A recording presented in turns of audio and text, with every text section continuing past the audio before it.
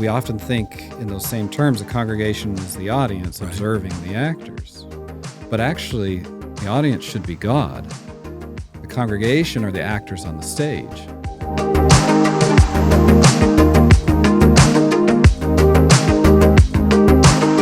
All right, welcome to the Leadership 360 podcast. I'm here with Dr. Devon Howard, the chair of the music department just down the road at Southwestern Adventist University. Dr. Howard, thank you for joining me.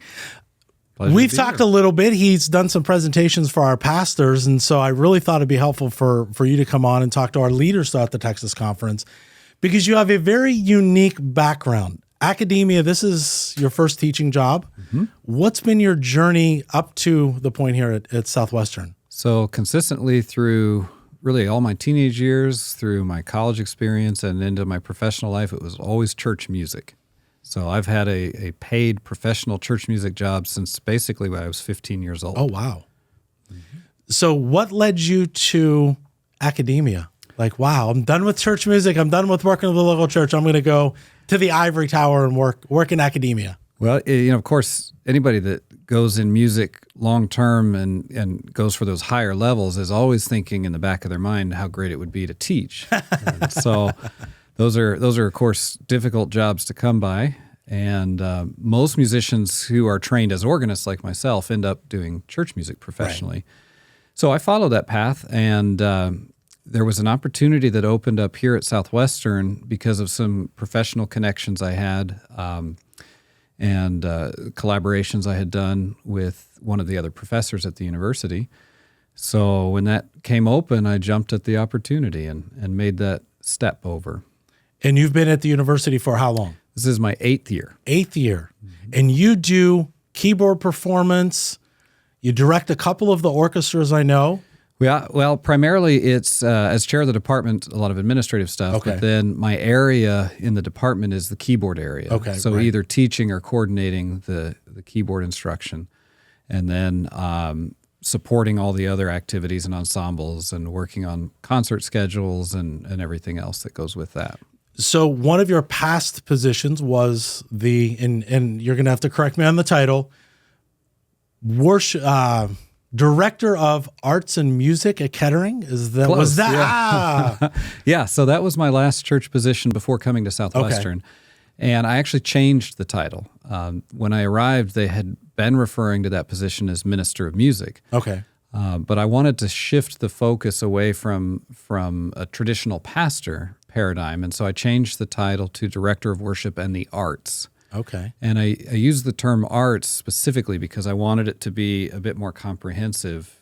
Music is a part of that, but it's just a piece of the worship experience. And so we were looking at all of the elements of worship and the planning that went into it and everything else that supported it. We were even working on doing art installations where you could get fine art installed in a gallery-type space with intentional themes, and then use that art as some of the imagery and graphics in the worship experience. So there was some connection across those mediums. Gotcha. So, well, and that you gave a great segue to the first thing I really want to talk to you about is, so often as Adventists, and even as Christians to a lesser degree, we think of worship as that which happens right at 11 o'clock on Sabbath morning, and in many contexts, better be done by noon because people are ready for lunch.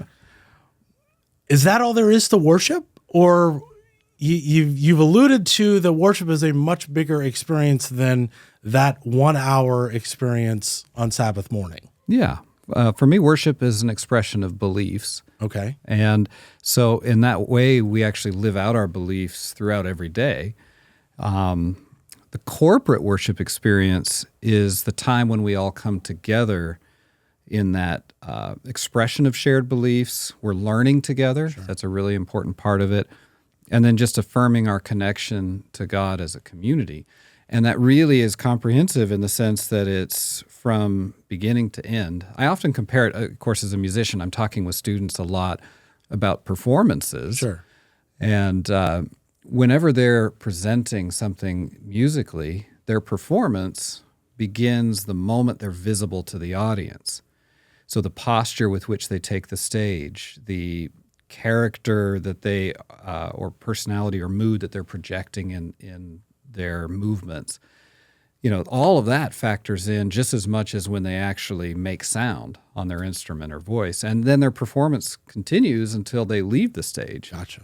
A lot of students struggle with they hit that last note or they play that last note, and then they just I'm done. Yeah. Or if they're upset, more like, it's like and Sure. they betray themselves that way. But it's a similar parallel for worship. Worship is comprehensive from beginning to end, and everything that's part of it is contributing to what people are taking from that experience. So is it valid to say that corporate worship, given that worship is what we do every day in our lives, which I think sometimes, again, we get very focused on that divine hour. We even call it the divine hour on Sabbath morning.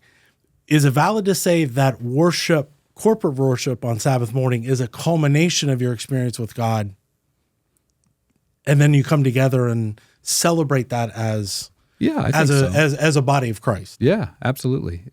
It's going to be more meaningful if it's a culmination.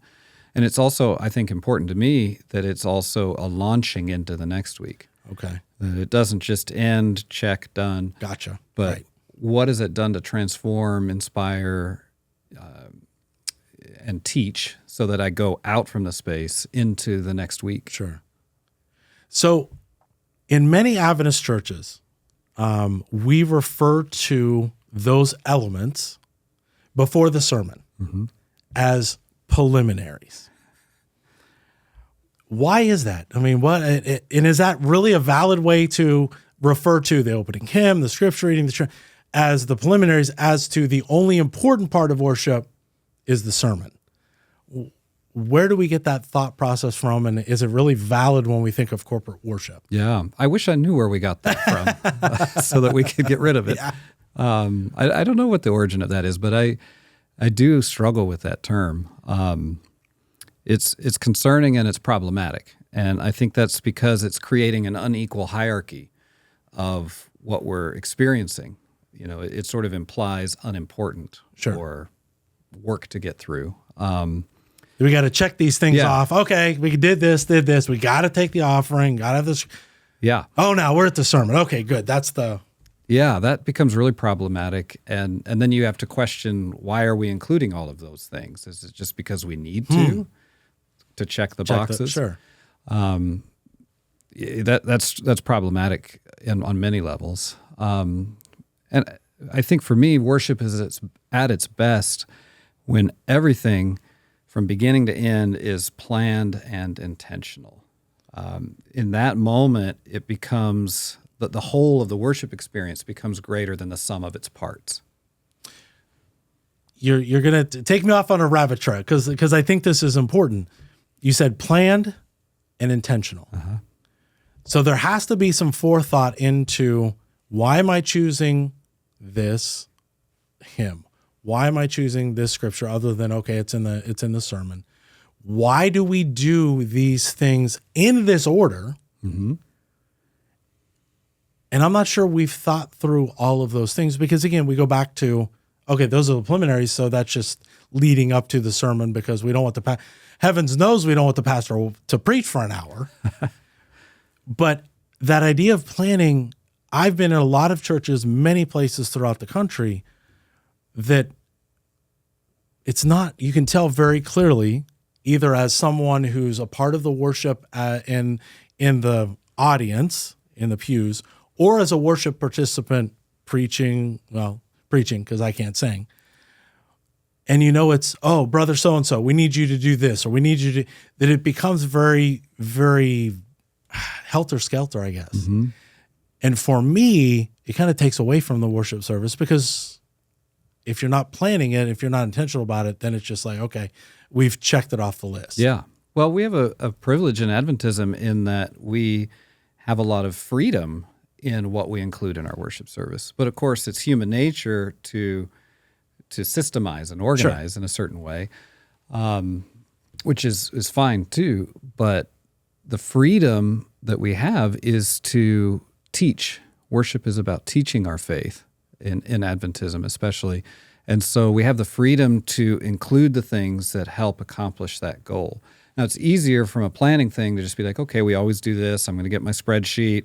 This person, we got, all right, fill it in. I've got the next 3 months, And, Sure. When we're all stressed and pressed for time, that's much easier. And I'm not even saying we shouldn't do that.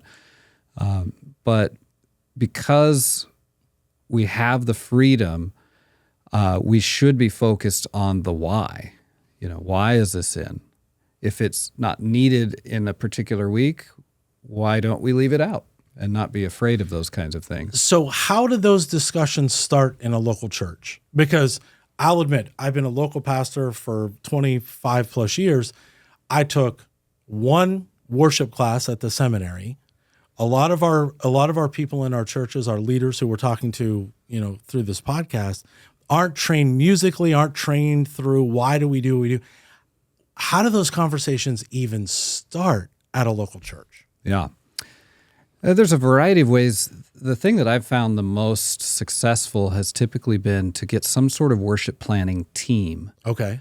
And most churches that do that have a good deal of success in being prepared and thinking ahead. A worship planning team can really be reflective of the community, too. Okay. There's no exact formula for it. I've seen worship planning teams where all the pastors were on it. I've seen teams where only one of the pastors were on it.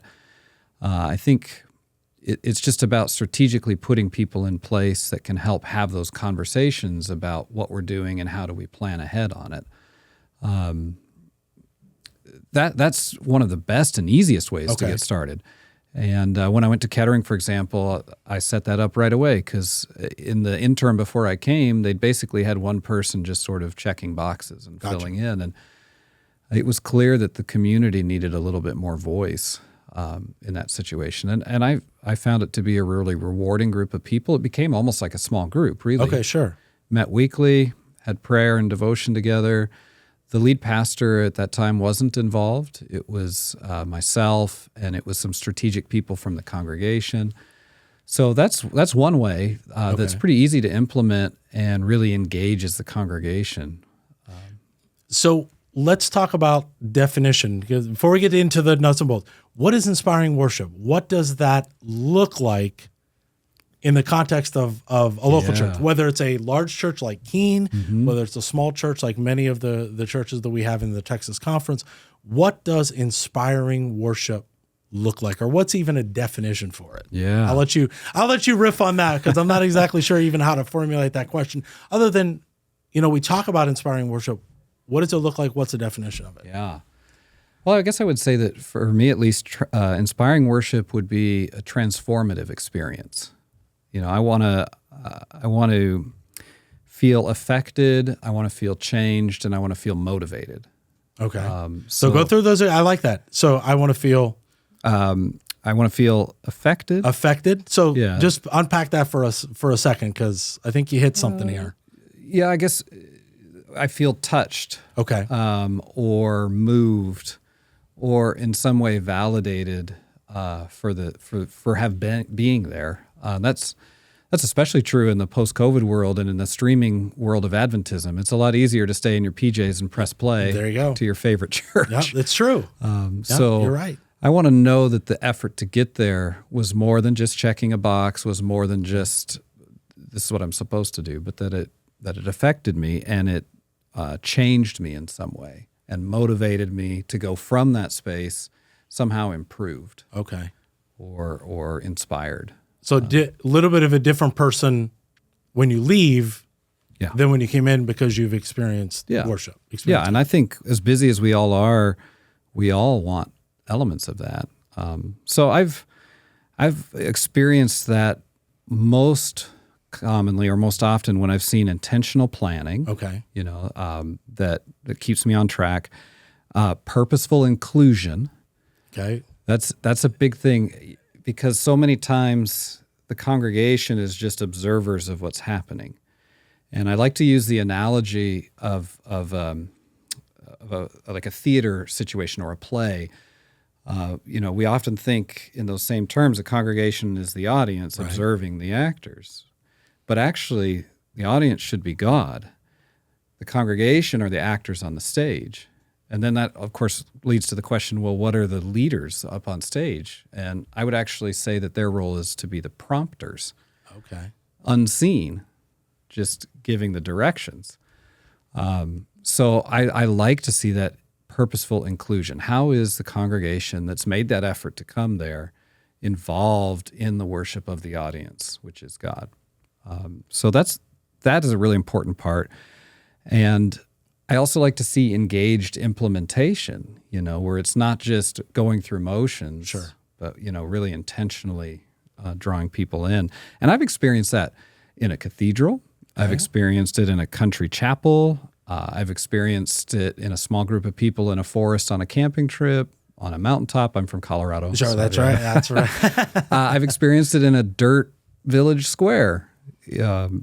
In a car, there's many places that can happen, and it can happen at various times.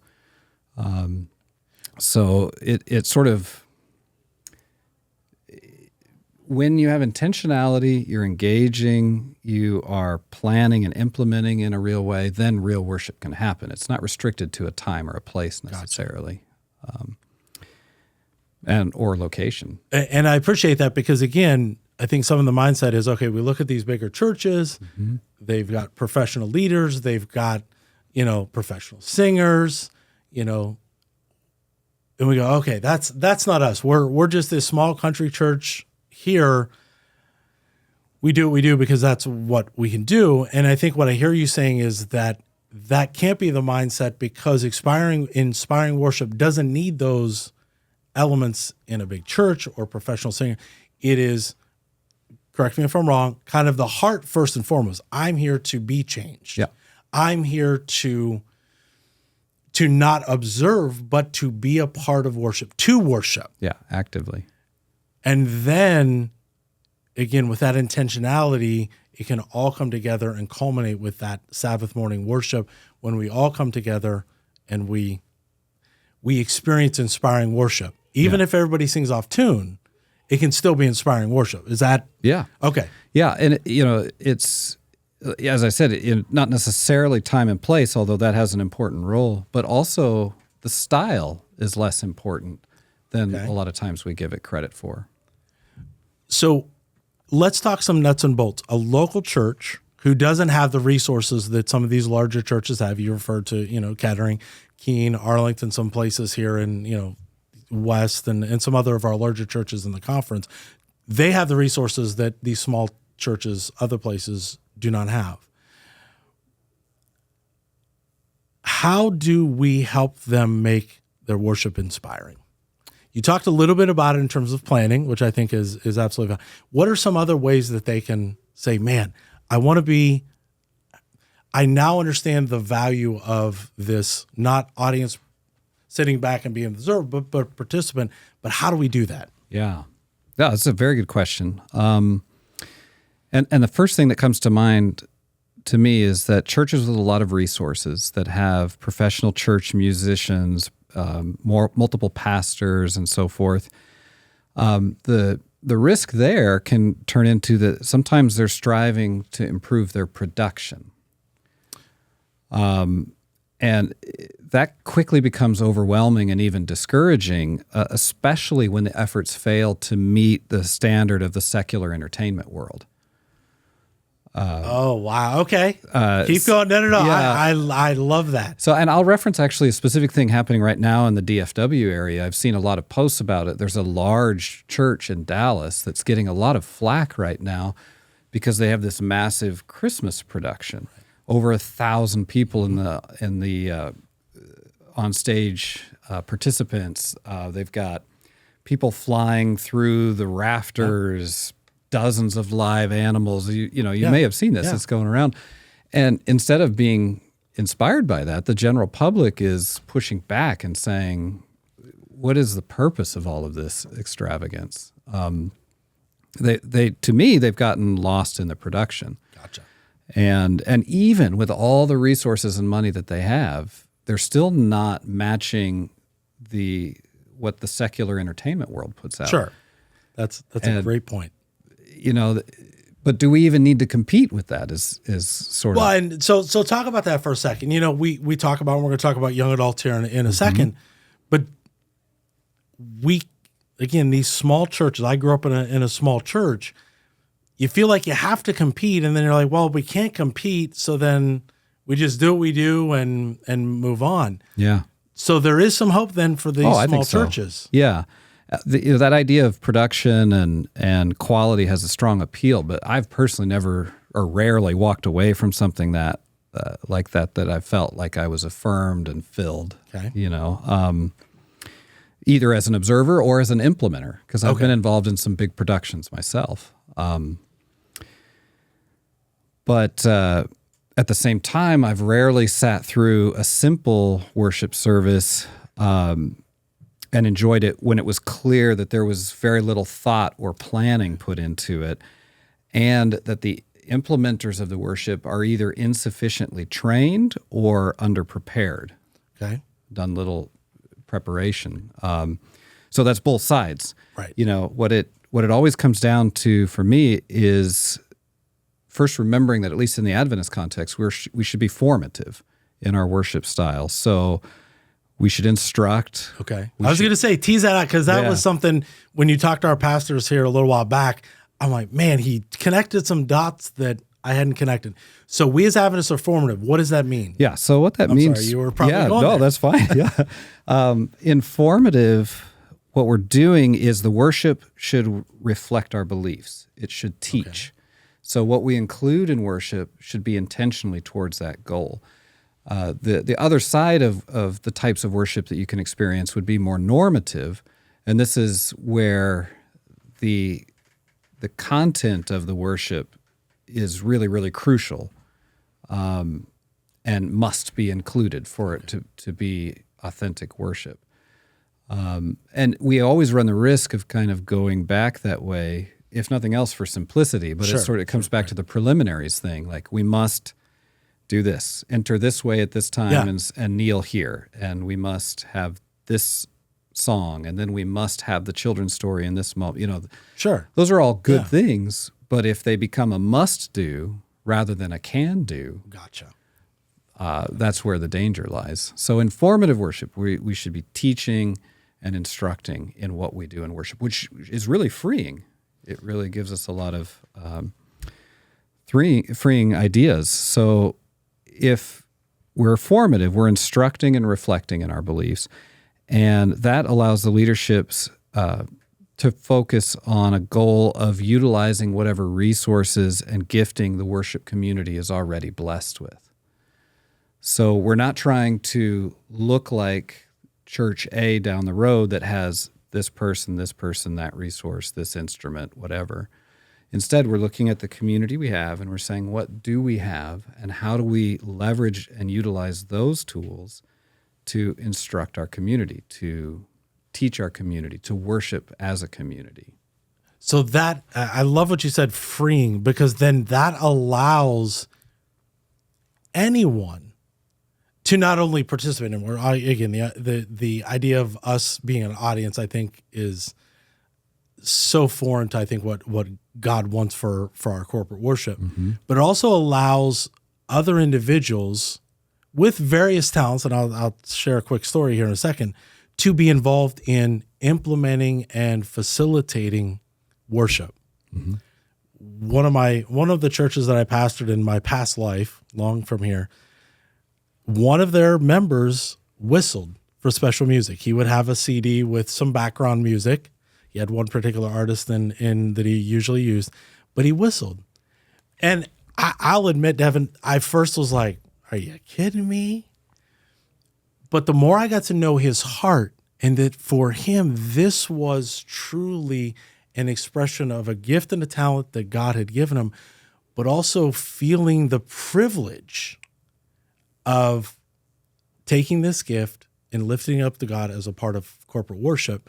All of a sudden now I saw that, okay, it's kind of outside the box, but it was done. He did it well. You could tell he practiced, but it was a gift that he felt he was giving to not just the corporate body, but to God. And I think if we see that as formative worship, then all of a sudden our boxes of, well, you can only be this to do the scripture, then all of a sudden it opens up possibilities for people to use some gifts that God, obviously we believe as Adventists, God gives spiritual gifts to use within the worship context. Mm-hmm. Yeah, I had a similar experience with a guy that played the saw. Oh, okay. Yeah, same kind of vein there. But yeah, it was a meaningful experience because it was somebody of that community that was loved by that community, and the heart of genuine gifting to God and expression was all evident and right there, no matter what the medium was. And I've also found that too, as an organist, of course, everybody thinks, oh, well, the organ needs to play the prelude and the postlude. And yeah, of course. I should say the organist. The organ doesn't play anything. Yeah, that's the organ. But I've found in places where I've been more open to including other people into those processes, I end up being more appreciated for the things that I'm worked at and I'm good at, and it doesn't take away from my experience. It actually enhances it. So given your background with organ and keyboard performance, but also working with young adults, there is an idea, I'll put it that way, that in order for you to attract young adults to your church, a church must have a contemporary worship style of worship or contemporary music as a part of the worship service. What are your thoughts on that? Yeah, that's a great question. And first of all, as in my role as a professor at Southwestern, it's become remarkably clear to me that students value authenticity and intentionality vastly more than they value style. Now, of course, that being said, everybody wants worship they can relate to, right? Sure. And this is increasingly difficult because we live in a highly individualized culture right now where you can a la carte what you like. So Spotify and Netflix, we don't all watch the same things at the same time, and we don't all listen to the same music. It's very individualized, and that's a challenge. So I try and focus in on thinking about worship in a more objective way rather than subjective, to kind of lift out of my personal preferences and look more objectively at what's happening. So part of that is understanding terminology. And there's a difference between the term contemporary worship music and the term contemporary worship. Okay. So the first is referring to a set of music in a contemporary style, whatever that's defined as. But the second term, contemporary worship, is referring to the way the worship is organized. And I had a very interesting conversation recently with Dr. David Williams. He's up at Andrews. He teaches in the seminary there. His title is Associate Professor of Worship and Sacred Music in the seminary. And then he's also the co-director of our International Center for Worship and Music, which some might be surprised we have. I didn't know we had that. We have it with two directors. Wow. So that's part of his role. But we were having that conversation, and he and I were both sort of reflecting and coming to terms with the fact that actually Adventism, by and large, worship, most places that you find it, is contemporary worship in the way that it's organized. So we're not talking about the music and the style. Okay. But it's in the last, since basically the 1980s, we've sort of made this transition to where we really would be classified as contemporary worship in our organization. And that's not a bad thing. That's so what that means then is it's not liturgical. I'm just trying to figure, because I can hear people say, oh, wait a minute. My church doesn't do contemporary worship. Yeah. So tease that out a little bit so that it gives me a little bit. Well, what tends to happen in the last 80 years or so in Christian worship, we've come to a place that was highly influenced by a variety of factors. But contemporary worship, just in a simple definition, looks somewhat like you have some sort of opening hymn or song, then you do some sort of element of scripture reading or engagement, and then you have a set of songs 2 or 3, Okay. which is followed by, could be an offering collection or a sermon. And then it concludes with another song that's sort of coming out of the sermon, reflecting the topic, and then you're done and you go out from the place. And I think when I say that, most people will be everybody's like, okay, that's pretty much what I experienced. You got it. That is a more contemporary design of worship. You can compare it to frontier worship, which is what Adventism was largely based on. And that style of worship looked a little bit different. It's where you had somebody that set up a tent or found a space, and an expert came in with new ideas to share. There was some sort of preliminaries set up, music and other things to get people in the right frame of mind. And then the expert presented a very lengthy explanation of the knowledge that they had to share. And then it ended with everybody affirming, yes, we agree with what you say, and we're excited about it, and we're going to commit to it. Okay. So that had been the history of Adventist worship, and you still see both, of course. But these are just worship flows. And again, if we're in a formative denomination, we do have freedom for that. Right. It's not a right and a wrong necessarily in how those are organized. So he and I were just sort of reflecting that in our experience, what our parents had as worship and what we've kind of grown up and experienced in worship has had a big shift. So that's why, this is a lengthy explanation, but that's why it's important to understand the difference. A contemporary set of worship music is one thing. Okay. Organizing worship in a contemporary way is a different thing. But to go back to the original answer that you gave is young adults, your experience obviously working with young adults every day, is because it is a la carte, because we do have, again, Spotify and all that kind of stuff I can pick and pick and pick. They're more interested in authentic worship, not as much style. Is that what I'm hearing? I mean, that's been my experience. A style might draw them in the door or feel familiar, and we all like things that feeling familiar. I had a student in my class this semester that he would always chime in because he came from an extremely sort of maverick worship Hillsong background, and that's what he resonated with and understood as comfortable. But he had no problem worshiping at the Keene Church with the third service, which has a variety of different styles, but definitely not the lights and smoke and all that kind of stuff. No problem making that transition because he felt connected in to what was happening in an authentic way. You're bringing me to another question, and we're going to wind up here in a couple minutes. But I got to ask this question because I think, who do we design worship for? Yeah. Do we design worship for ourselves as members who come every day or every week? Or do we design it for the people that we want to attract? When we're looking at worship and worship styles, who do we design it for? I'm trying to articulate this because it's one of those things is, okay, I can design worship that, okay, I'm comfortable with, I'm used to it, this is what it, but it doesn't resonate necessarily with the community, the people that we are called to reach. But then if I design something that resonates with them a little bit more, maybe that takes me outside of my comfort zone. Or in some cases, I feel like it's wrong because we have these conversations of right music, wrong music.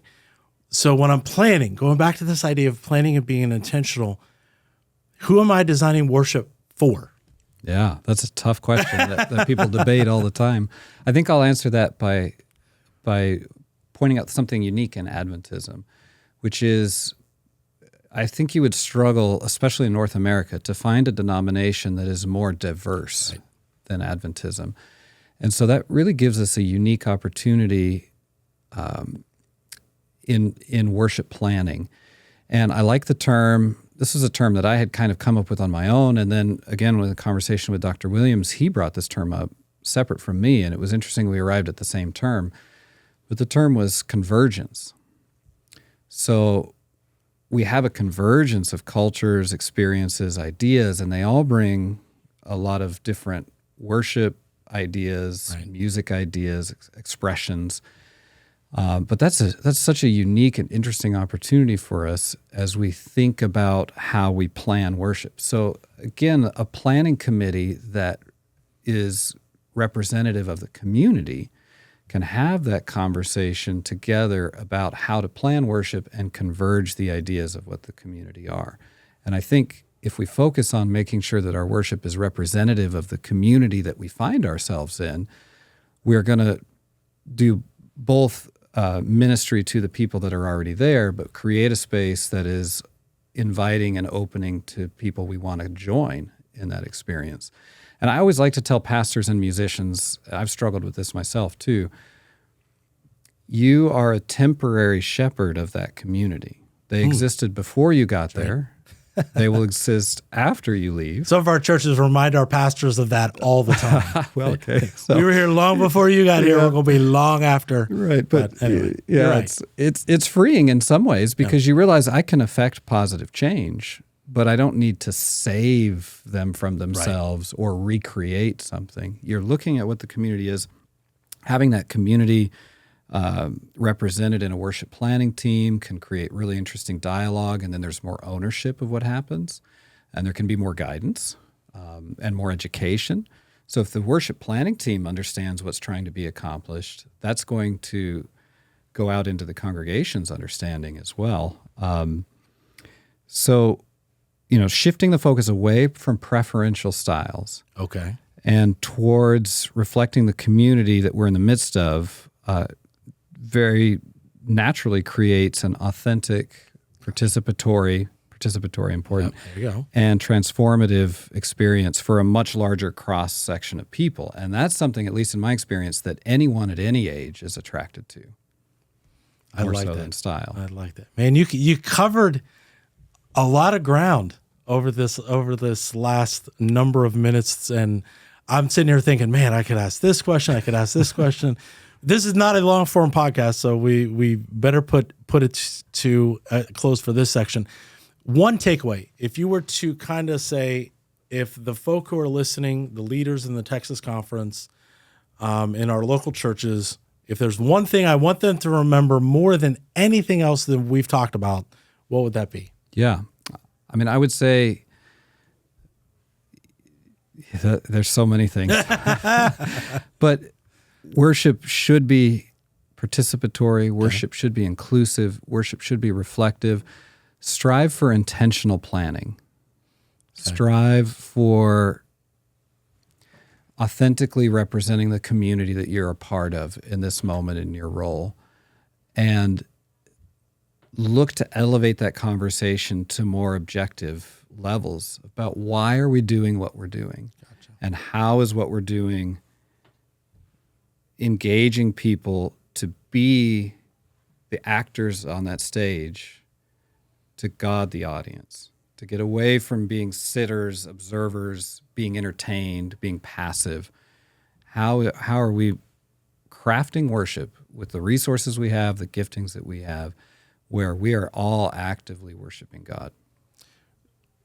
Thank you for that, because one of the things that I feel that we can do at the conference level is provide resources for these churches that are trying to figure out, how do I plan? How do I do this? We don't have this expertise.